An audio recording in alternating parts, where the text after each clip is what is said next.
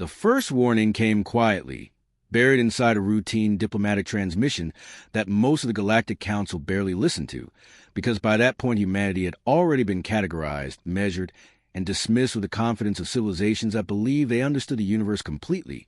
and the measurement was simple in their minds. Humans were young, divided, limited in territory, inefficient in resource use, emotionally driven and technologically uneven, a species that had climbed out of its gravity while only recently compared to empires that counted their history in hundreds of thousands of cycles. So when the Council's observers report on Earth's fleets, their numbers, hull sizes, and visible weapons, the conclusion felt obvious. Humanity posed no meaningful threat. Not now, not ever, and that belief shaped every decision that followed, including the one that sealed the fate of the Varkul Dominion, the largest and most aggressive expansionist power in the local spiral, whose admiral saw human space as an easy expansion zone, a buffer region that could be seized quickly before rival empires bothered to care. And so the first Varkul incursion fleet crossed into human control systems with the casual confidence of hunters stepping into a field of prey, broadcasting formal demands for submission, resource quotas, and population compliance, expecting confusion, panic, maybe fragmented resistance. But what they received instead was silence, not the frightened silence of collapse, but a deliberate one, controlled and complete, as human channels went dark across the border systems, forcing the Varkul command to assume that their electronic intimidation had worked, that fear had frozen the humans into inaction, and this assumption was the first of many errors, because on Earth, inside deep orbital stations and buried command centers, humans were not panicking, they were calculating, and Admiral Jonathan Pierce, a career officer with decades of asymmetric warfare experience, listened calmly as reports came in about Varkul fleet composition, energy signatures, and movement patterns. And he said only that the measurements were incomplete, that visible tonnage never told the full story, because humanity had learned long ago, through wars against itself, that survival depended on what the enemy could not see. And so while the Varkul fleets advanced through what they thought was undefended space, human logistics networks activated, quietly, rerouting power, unlocking dormant shipyards, and bringing reserve fleets online that had never appeared in any diplomatic registry.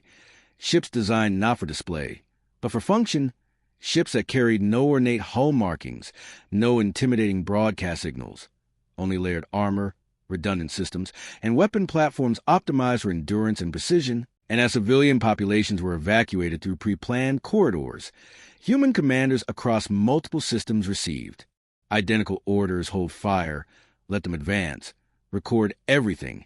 And this restraint confused not only the Varkul but the entire Council, whose monitoring arrays showed human forces retreating, abandoning outposts, and scuttling stations rather than defending them, reinforcing the narrative that humans lacked the will to fight a superior foe. And Council analysts began preparing post-war economic models for a galaxy without independent humanity, unaware that every abandoned station was stripped of data cores first,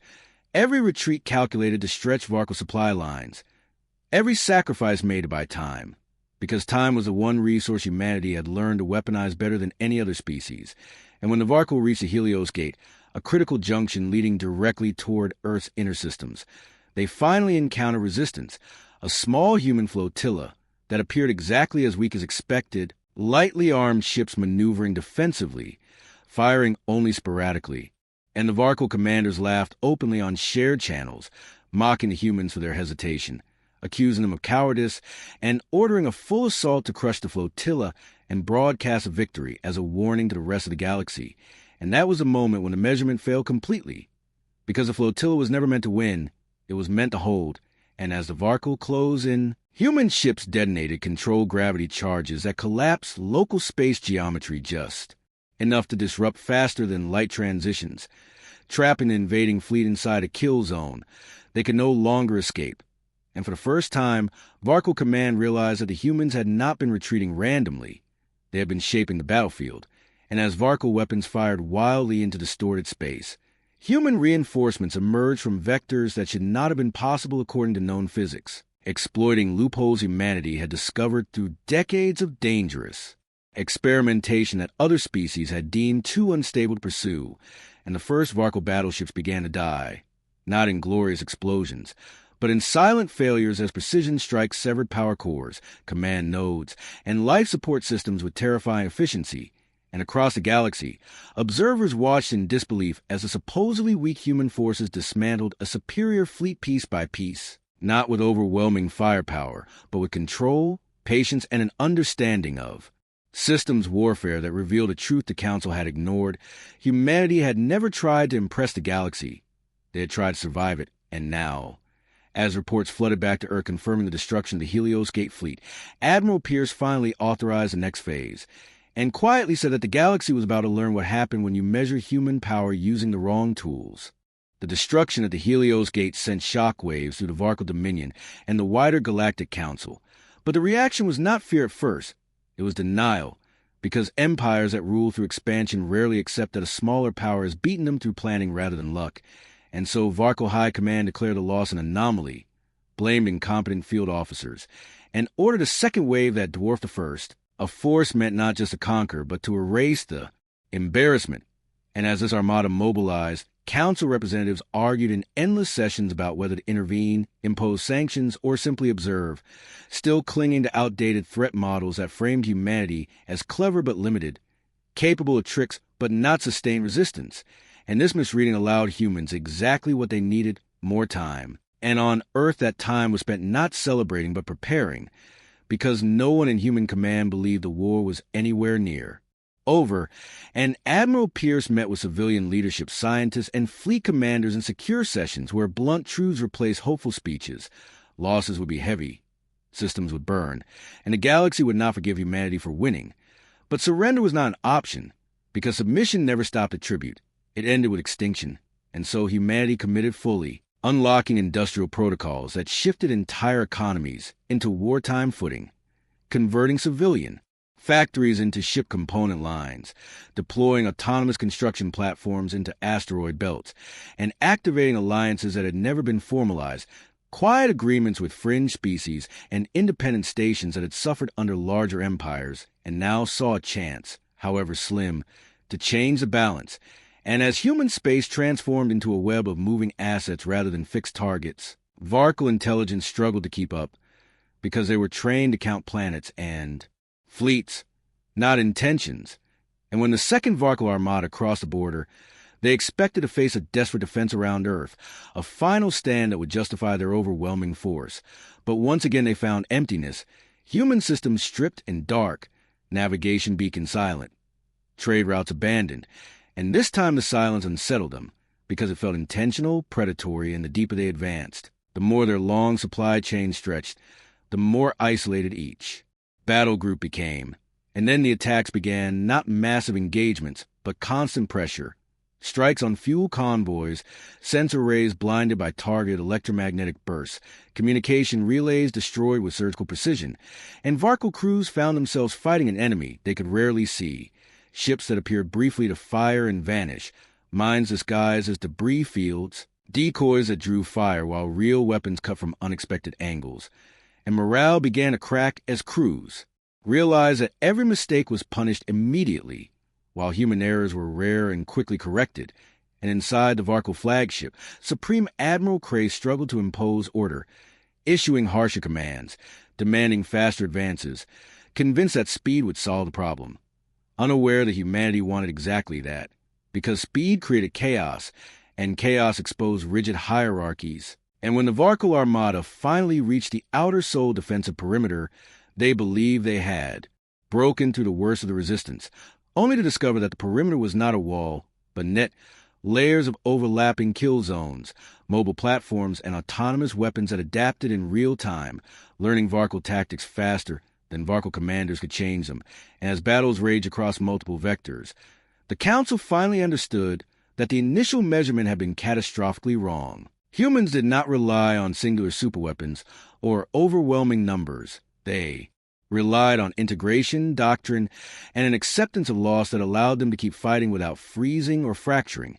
And when human counteroffensive began, striking deep into Varkul territory using captured jump data and reverse-engineered navigation methods, the war ceased to be a border conflict and became a systemic collapse, because the Varkul Dominion had never defended its core world seriously, assuming fear was enough. And now fear belonged to them, as human fleets appeared, above industrial hubs, shipyards, and command centers, not to annihilate immediately, but to demonstrate reach, to show that distance and scale no longer protected empires built on intimidation. And across the galaxy, smaller powers watched closely, realizing that the price humanity was paying was enormous, but the cost they were inflicting was far greater, and the ultimate price for measuring human power wrong was only beginning to be calculated. As the war widened, the nature of fear changed across the galaxy,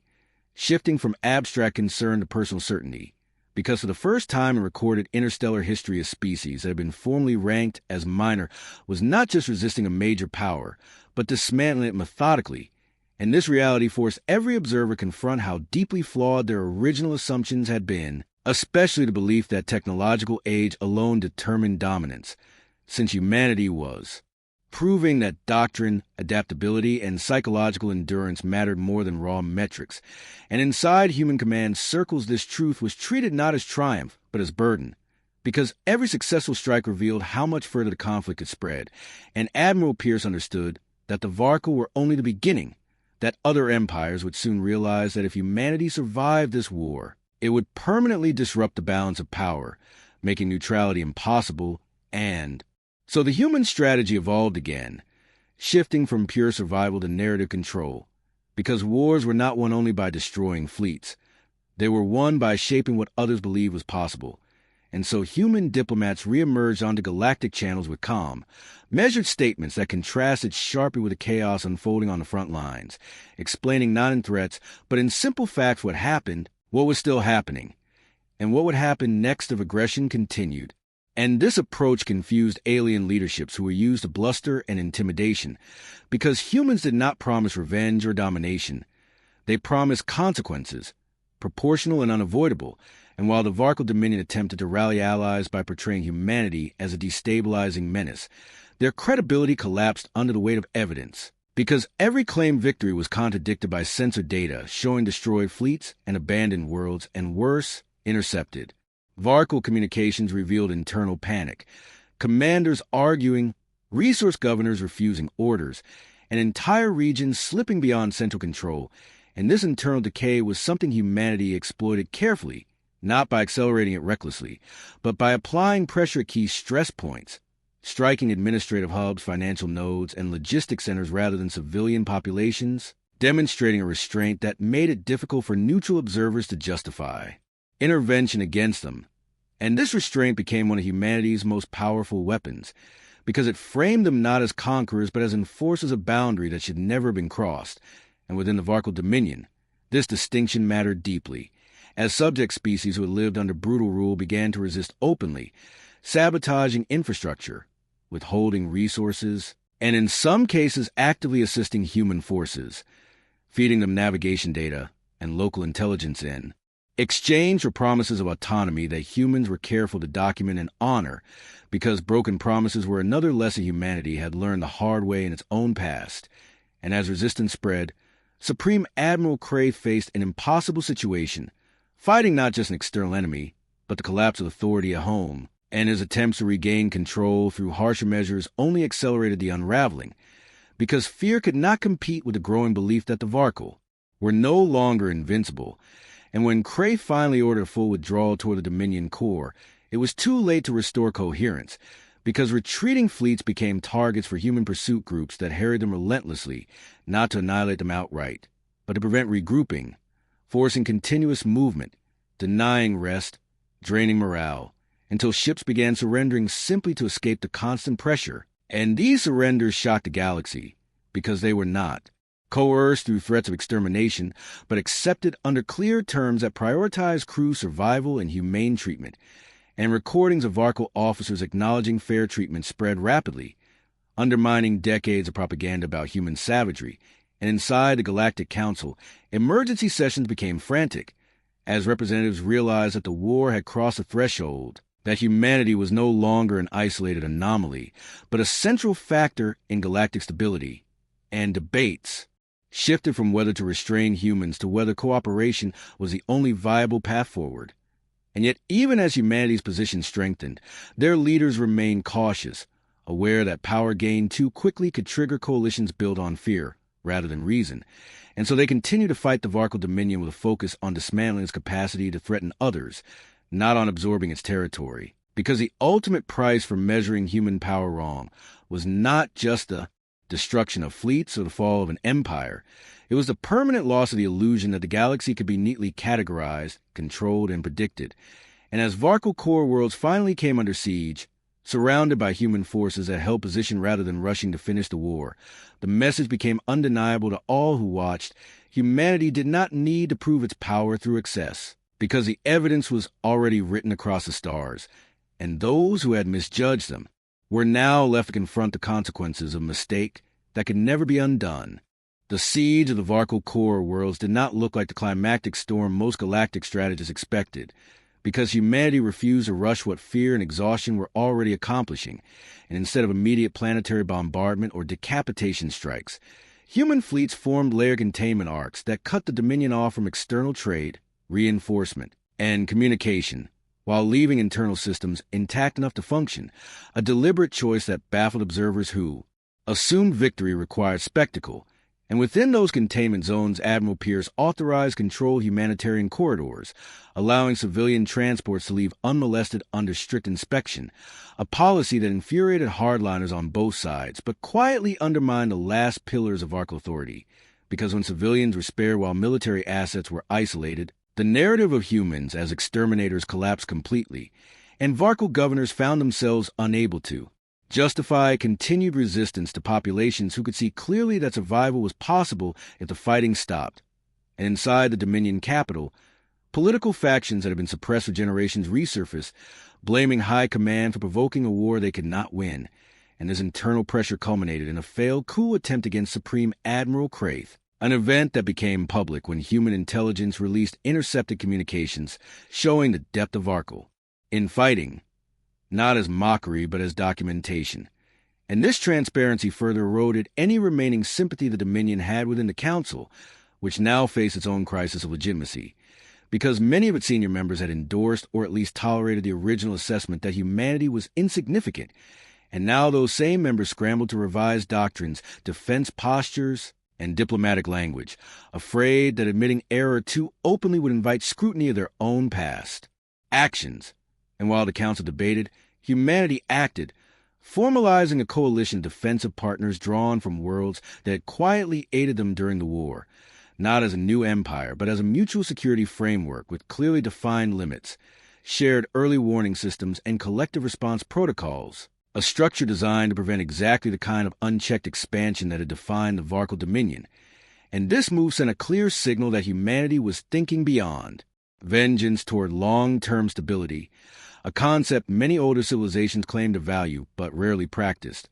And as weeks turned into months, the Varkul military apparatus continued to degrade. Shipyards idle from lack of materials, fleets grounded by fuel shortages, command hierarchies paralyzed by mistrust, until finally a delegation arrived under flag of truce at the edge of human-controlled space, carrying terms of surrender that were cautious, fragmented, and clearly shaped by fear of annihilation. And when those terms were reviewed on Earth, the response was not triumphant but measured, demanding the dismantling of Varkul offensive capabilities, the release of subject species, reparations in the form of labor and materials rather than territory, and binding oversight to ensure compliance, conditions that were harsh but survivable. And when the agreement was announced publicly, reactions across the galaxy were mixed. Some saw it as merciful, others as precedent-setting, but all recognized that the war had ended in a way that defied expectation, because humanity had not taken the ultimate prize of conquest. They had taken something more enduring, credibility, and as Varkul banners were lowered and human fleets withdrew to monitoring positions, the galaxy was forced to confront a new reality, that power could no longer be measured solely by age, size, or tradition, and that the ultimate price paid for misjudging humanity was not just defeat, but the collapse of an entire worldview that had assumed the stars belonged to those who arrived first, rather than those willing to adapt, endure, and learn faster than anyone else. In the aftermath of the surrender, the galaxy entered a period of uneasy quiet that felt more dangerous than open war, because every major power understood that the old assumptions were gone, but no one was certain what replaced them. and humanity became the focal point of that uncertainty. Not because it sought attention, but because its actions had forced everyone else to reassess their own foundations. And on Earth the mood was subdued rather than celebratory, with memorials filling, public spaces and casualty lists stretching longer than any leader wanted to admit, reminders that the price paid had been real and permanent. And President Laura Bennett addressed the global assembly with words that were direct and restrained, stating that survival had required unity, sacrifice, and choices that would weigh on history, but that survival had also created responsibility because power without restraint would only recreate the cycle that had nearly destroyed them. And this philosophy shaped humanity's next moves as reconstruction began both at home and across liberated systems, with human engineers and logistics teams deploying to former Varkul subject worlds to stabilize infrastructure, restore basic services, and train local administrations rather than replacing them, a decision that surprised many observers who expected a more self-serving approach. And while critics within humanity argued that such generosity weakened their position, military planners supported it quietly, understanding that stability reduced long-term threat far more effectively than occupation ever could. And as these efforts unfolded, intelligence agencies reported increased activity among other major empires, fleets repositioning, doctrines revised, border defenses reinforced,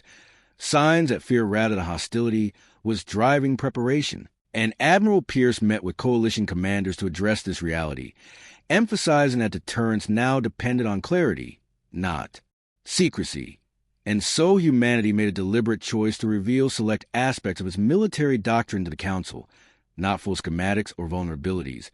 but enough to demonstrate that their capabilities were systematic rather than improvised, integrated across logistics, command, and industry in a way that could not be neutralized by a single strike. And this controlled transparency had a chilling effect, because it showed that the war had not been won through a lucky breakthrough, but through a depth of preparation that could be sustained indefinitely. And within the council chambers, the shift was palpable, debates grew less arrogant, language softened, and for the first time procedural reforms were seriously discussed, including the reassessment of threat classification models that had failed so catastrophically. And while these discussions moved slowly, the change in tone mattered, because it signaled that humanity was no longer being spoken about as a problem to manage, but as a peer whose cooperation was necessary. And this recognition extended beyond diplomacy into culture and information networks, where human battle doctrine, crisis management strategies, and even historical analyses of their internal conflicts became subject to study across alien academies, often with mix of fascination and discomfort, because these studies revealed a pattern that was hard to ignore. Humans have been shaped by constant internal struggle, by wars, disasters, and near collapses that forced rapid adaptation. And this history explained why they had responded to external threat not with panic or rigid tradition, but with a grim familiarity, as if extinction-level danger was something they had rehearsed for unconsciously over centuries. And this realization unsettled many older civilizations who had enjoyed long periods of stability, because it suggested that comfort bred fragility, while adversity forged resilience. And as months passed, reports from former Varkul territories confirmed a steady decline in violence and unrest, validating humanity's approach, but also raising new concerns, because a vacuum of fear had replaced the old hierarchy, and into that vacuum stepped questions no one had prepared to answer: who would enforce boundaries now, who would arbitrate disputes, and what would happen if another power decided to test humanity the way the Varkul had. And in private sessions, human leaders acknowledged that such a test was likely, inevitable, not because of malice, but because uncertainty always provoked challenge. And so contingency plans were drafted quietly, not for conquest, but for rapid defense,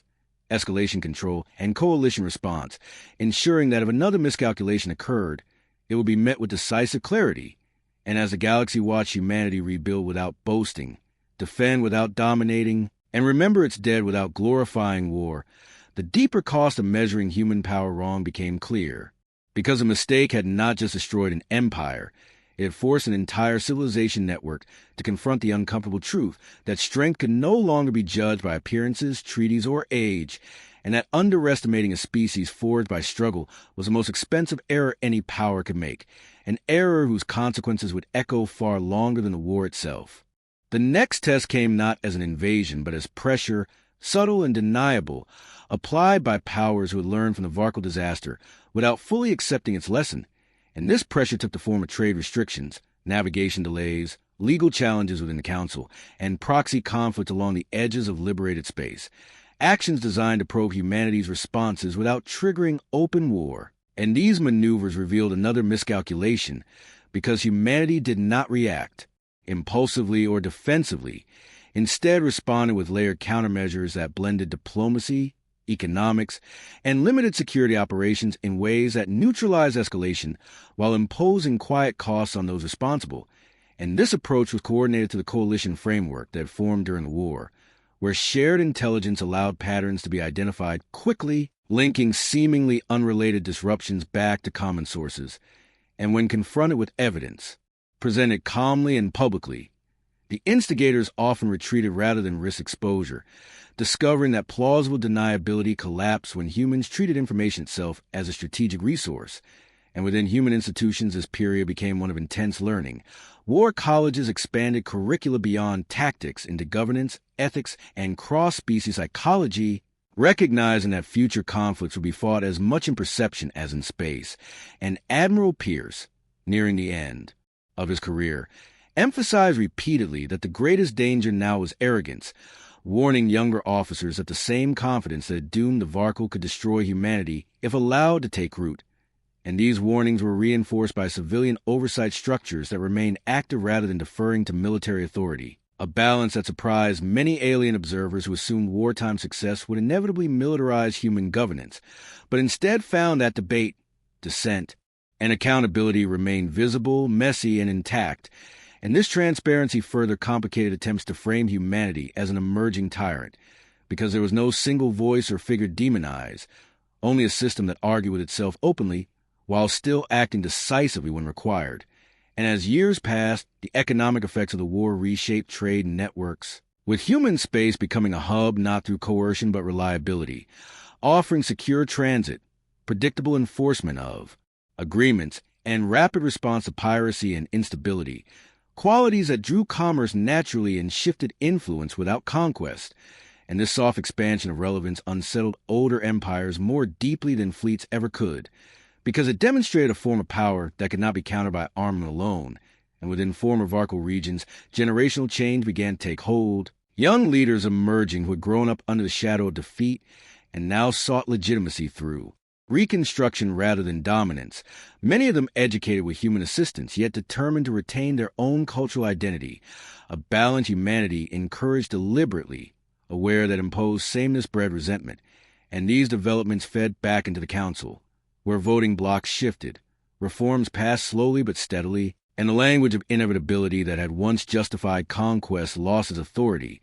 replaced by cautious references to precedent and consequence. And through all of this, humanity maintained a posture that was firm without being theatrical, fleets present but not paraded, capabilities known but not flaunted. And this consistency gradually rewired expectations, teaching the galaxy that testing human limits would not yield dramatic overreaction or weakness, only a proportional response calibrated to end the challenge efficiently. And this predictability became its own deterrent, because it removed the gambler's hope that bold aggression might produce disproportionate reward.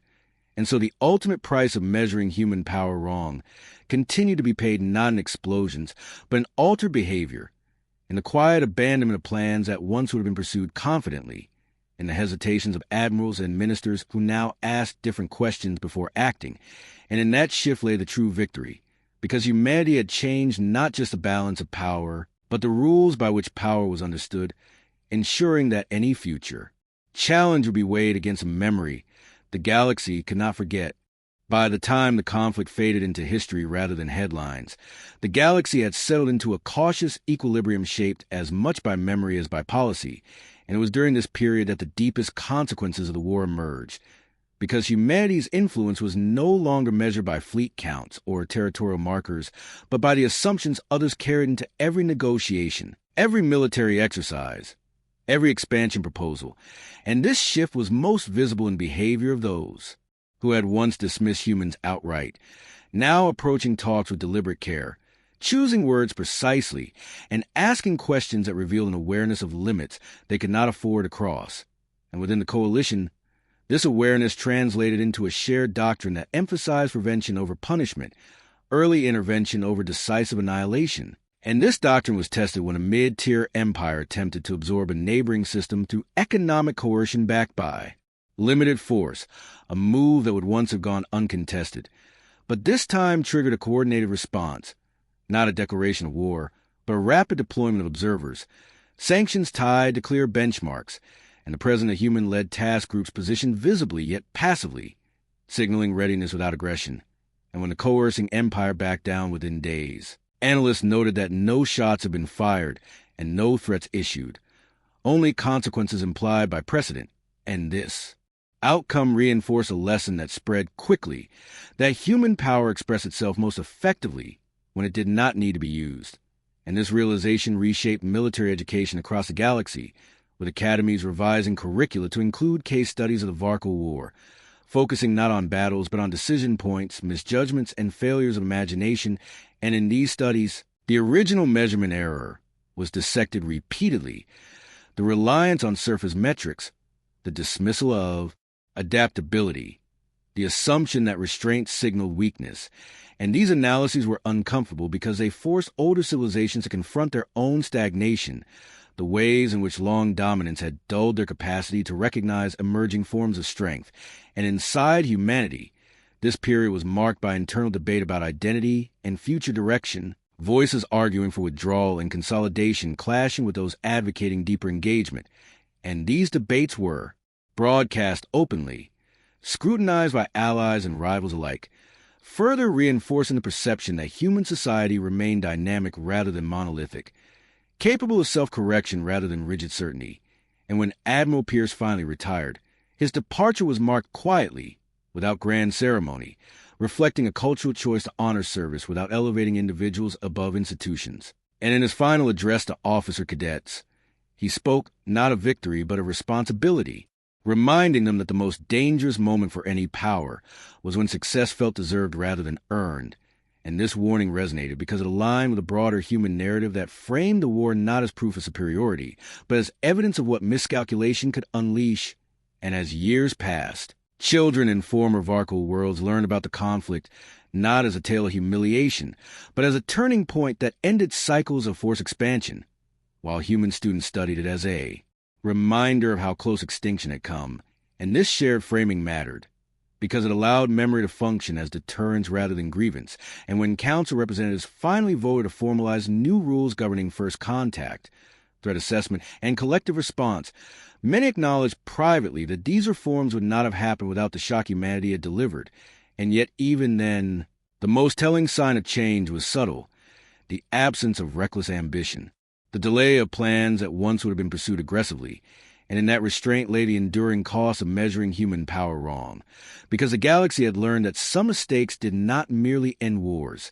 They rewrote expectations permanently, leaving those who made them to live with quieter but far more lasting consequence. Decades after the initial conflict, the legacy of humanity's response to the Varkul Dominion remained visible in every corner of galactic society, because the consequences of misjudging a species shaped behavior far more persistently than any single battle or treaty. And by then, humanity had fully integrated lessons learned into its own doctrine, combining technological innovation with ethical oversight, training officers to weigh outcomes not just in terms of victory, but in sustainability, alliances, and long-term stability. And while other civilizations continued to evolve at their own pace, none could ignore the presence of humans in strategic discussions, trade negotiations, or military planning, a presence that was neither ostentatious nor coercive, but commanding simply because it was understood that underestimating them again carried consequences no one wanted to repeat. And inside human society, the population grew not only in number but in knowledge, education, and experience, as citizens who had lived through the war passed down skills, critical thinking, and the importance of cohesion under stress, creating a generation that internalized the principle that survival depended as much on adaptability and foresight as on technology. And when the Council convened to reassess the distribution of influence across the galaxy, proposals that would have previously gone unchallenged were now scrutinized carefully, with humans present not as threat-seeking, advantage, but as arbiters ensuring that past mistakes would not be repeated. And even former rivals participated in this system with reluctant respect, acknowledging that humanity's restraint, combined with decisiveness when pressed, created an equilibrium difficult to disrupt. And throughout this period, historians, analysts, and philosophers alike debated what had truly occurred during the Varkul War, consistently returning to the same conclusion.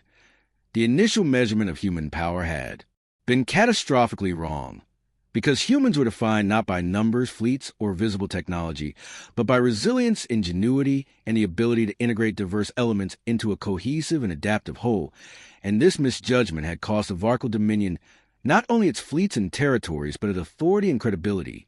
while teaching the galaxy a lesson that would echo for centuries, that appearances could be deceiving, that arrogance could be fatal, and that a species forged through struggle could wield patience, planning, and strategy in ways that no empire accustomed to linear thinking could anticipate. And as civilizations rebuilt their doctrines, maps, and alliances, the memory of those who had underestimated humanity served as a cautionary tale, preserved in archives, simulations, and councils, a permanent reminder that power measured incorrectly could create consequences far beyond immediate loss, reshaping politics, economics, and social expectations across star systems. And within human space itself, stories were told not to glorify war, but to reinforce humility, preparation, and unity, instilling a cultural ethos that combined pride with vigilance,